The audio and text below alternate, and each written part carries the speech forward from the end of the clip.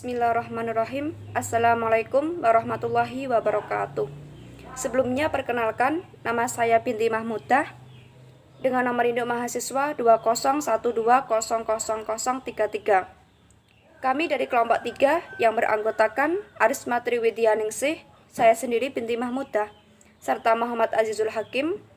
Di sini kami akan menjelaskan tentang strategi pengembangan pendidikan Islam dalam menghadapi perkembangan iptek.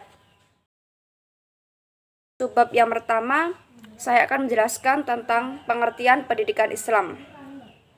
Sebelum membahas tentang pengertian pendidikan Islam, maka kita perlu membahas tentang pengertian pendidikan secara umum. Karena ketika kita membahas tentang pendidikan Islam, maka tidak terlepas pada pengertian pendidikan secara umum. Nah, sekarang apa sih pengertian pendidikan secara umum itu? Pendidikan yaitu suatu proses atau usaha yang mempunyai tujuan untuk mendewasakan manusia. Jadi pendidikan itu bersifat tidak terbatas pada ruang dan waktu. Pendidikan bisa dilakukan oleh siapa saja, kapan saja, dan di mana saja. Menurut pandangan Islam, pendidikan dilakukan sejak manusia itu dalam ayunan hingga ke liang lahat. Mengenai pengertian pendidikan secara umum, ada beberapa pendapat ahli. Yang pertama, pendapatnya Ahmad di Marimba. Dia mengatakan bahwa pendidikan yaitu proses bimbingan yang dilakukan secara sadar oleh pendidik terhadap perkembangan jasmani, rohani peserta didik agar mereka menjadi pribadi yang lebih baik. Selanjutnya, pendapat yang kedua yaitu pendapatnya Ki Hajar Dewantoro. Dia mengatakan bahwa pendidikan yaitu usaha yang dilakukan oleh pendidik atau manusia untuk memperoleh keselamatan dan juga kebahagiaan mereka. Ki Hajar Dewantoro di sini juga memberikan pendapatnya mengenai pendidikan.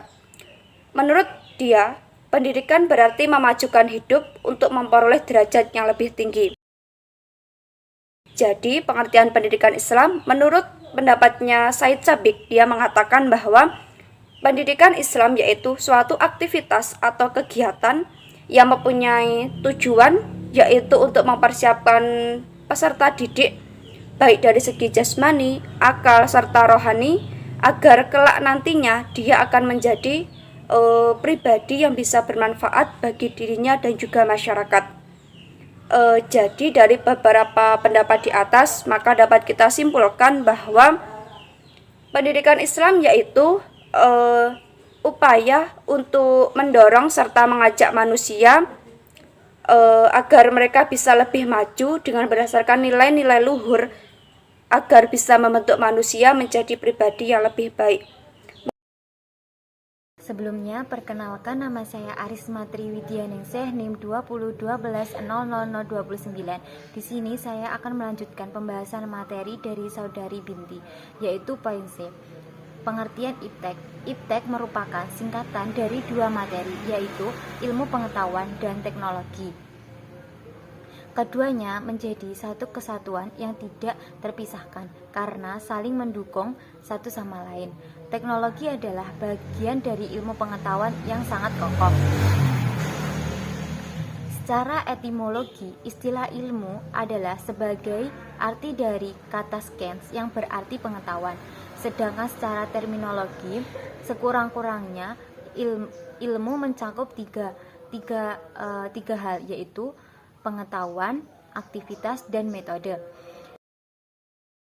Sedangkan teknologi secara etimologi berasal dari dua kata, yaitu yang pertama tekne, yang berarti serangkaian cara atau metode yang berkaitan dengan pembuatan suatu objek, dan yang kedua yaitu logos, yang berarti mengacu pada makna tata pikir. Dan sedangkan secara terminologi, teknologi adalah aplikasi dari kreativitas manusia yang berkaitan dengan alat dan bahan serta diwujudkan dalam bentuk materi yang digunakan untuk membantu tercapainya kebutuhan manusia. Jadi, dapat disimpulkan bahwa ilmu pengetahuan dan teknologi atau biasa disebut dengan iptek adalah suatu sumber informasi yang dapat meningkatkan pengetahuan atau wawasan seseorang di bidang teknologi sendiri. Materi selanjutnya yaitu pandangan Islam terhadap perkembangan iptek. Islam mendorong umatnya untuk mengembangkan ilmu pengetahuan dan teknologi. Berbeda pandangan dengan dunia barat yang melandasi bahwasanya perkembangan iptek hanya untuk kepentingan materialnya saja. Sedangkan dalam Islam, perkembangan dan penguasaan iptek menjadi sarana dalam beribadah. Selain itu, iptek juga menjadi wadah pengabdian seorang muslim kepada Sang Pencipta, yaitu Allah Subhanahu wa taala, dan mengembangkan amanat khalifatullah di muka bumi untuk berkhidmat dan menyebarkan rahmat bagi seluruh alam semesta. Umat Islam yang beriman kepada kitab Allah, yaitu Al-Quran, belajar mengembangkan ilmu pengetahuan dan teknologi adalah sebagai salah satu atribut dalam keimanannya. Secara jelas telah dijelaskan bahwasanya orang yang berilmu akan memperoleh pahala di hari akhir nanti. Belajar mengembangkan iptek merupakan bentuk keimanan seseorang dan menjadi daya bergerak untuk menggali sebuah ilmu. Nama saya Muhammad Azul Hakim, saya dari kelompok 3 dan saya di sini akan mempresentasikan dampak perkembangan iptek terhadap pendidikan Islam. A. Dampak positif, perubahan sosial yang mendasar yang terjadi pada masyarakat karena kemajuan ilmu pengetahuan dan teknologi, antara lain 1. Kemajuan teknologi dan komunikasi, kemungkinan masyarakat untuk terbuka dan menerima perubahan yang baik. 2. Mampu menumbuhkan semangat ukhuwah Islamiyah dan rasa solidaritas sosial yang semakin meningkat.